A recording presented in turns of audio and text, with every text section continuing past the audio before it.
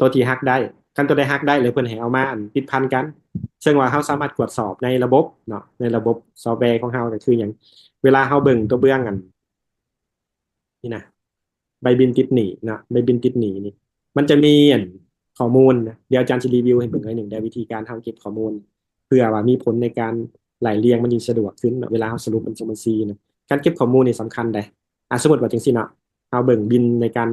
บริษัทคู่ค้าตัวนี้บริษัทอสังหานี่เขาซื้ออย่างเขาเฮ็ดอย่างกับเขา เวลาเราคลิกมาเบิ่งเห็นว่าเราจ่ายค่าเช่าเห็นบ่ค่าเช่าตัวนี้นี่มันเลือกอากรบอกว่ารวมอากรเป็นต้นทุนซื้อแสดงว่าบริษัทนี้นี่เนื่องจากเป็นบริษัทราคาแสดงว่าเดี๋ยวนี้มันมีอากรแล้วแต่ว่าอากรตัวนี้มีหักบ่ได้เนาะหักบ่ได้มันก็จะเห็นอยู่นี้ฉะนั้นถ้าเราเบิ่งแบบภาพรวมเนาะเวลาเราเก็บข้อมูลอันนี้สำคัญเด้ออยากให้บรรดาท่านเนี่ยคือเข้าใจว่าเขาเห็นบัญชีจะจดแต่เดบิตเครดิตเป็นก็พอได้คันเห็นแต่เดบิตเครดิตเป็นหรือจดหนี้จดมีเป็นแต่ว่าข้อมูลน่ะบ่เก็บละเอียดนะ ตัวนั้นจะมีปัญหาตอนสะสางหรือว่าตอนไหลเลี้ยงอากรประจำปีหรือสรุปบัญชีประจำปีเนี่ยใช่มาเบิ่งเนาะวิธีการเก็บข้อมูลตอนเฮาซื้อนี่อย่างเช่นเนื่องจากเขาการใส่ตัวรูปแบบของ ERP เนาะเป็นรูปแบบที่สากลเขามักใช้และมันก็เป็นผลดีเนาะในการติดตามนะในการเห็นเอกสารเนาะมันพวกวอลเชอร์หรือใบยังยืนมันจะมีใบเก็บเงินเนาะใบหักเงินใบบินติดหนี้แล้วก็ใบเสนอขอสั่งจ่ายใบเก็บเงินเนี่ยจะติดพันกับอากรค่าเพิ่มใบบินติดหนี้นี่นะจะติดพันกับอากร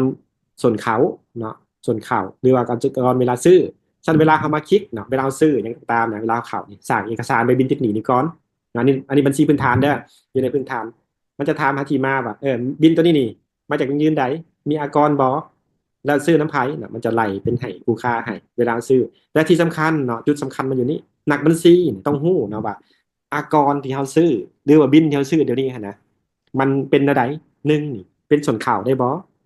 เนาะส่วนข่าวในที่นี่คันไหมคนข่าวล่าทำบัญชีมาถึงฮักได้เด้อ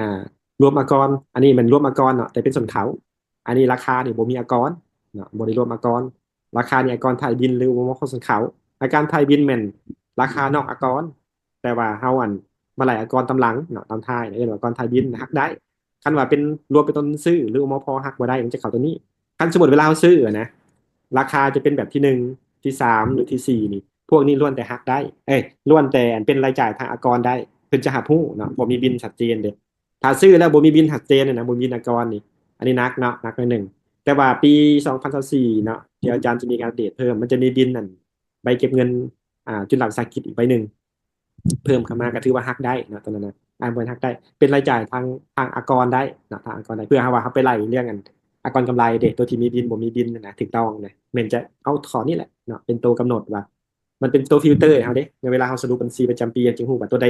ที่มีบินเด้อตัวใดพวกมีบินมันก็แยกออกมาเป็นหมวดหมู่เวลาเขาไปเห็นเรื่องกันพวกหนับท้ายปีเนี่ยมันจึงสะดวกเนาะที่บอกคือในกิจกรรมเขานี่นะลืมขึ้นหน่อยหนึ่งได้เพื่อว่าบ่อยากให้เขาอ่าหลงเนาะว่าเป็นยังเขาต้องเก็บข้อมูลให้บ่เวลาเขาไล่เรียงอากรนะอากรตามมาตรฐานนะมันจะมีเบิ่งรายจ่ายเนาะรายจ่ายแล้วเนี่ยมันจะมีข้อใดที่เขาว่าต้องได้เบิ่งได้จำแนกเนาะหับได้อันนี้นะอันนี้ตามมาตรฐานบัญชีเนี่ยตามบัญชีที่เขาลง ตัวเทียนยากตัวนี้ยากคือยังก็ต้องเบิ่งตามมันอ่าระเบียบเนาะพิมพ์เข้าไปก่อนรายได้เบิ่งคืนได้เพื่อไว้บ่อยากให้ห้าวัน